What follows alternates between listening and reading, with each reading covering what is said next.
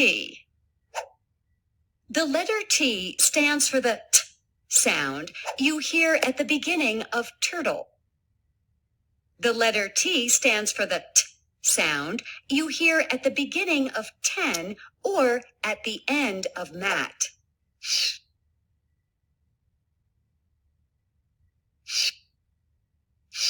This is an uppercase T. This is a lowercase t.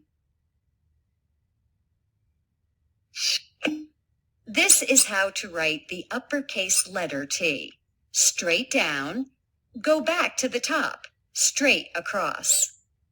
This is how to write the lowercase letter T. Start at the top line, straight down, go to the dotted line, straight across.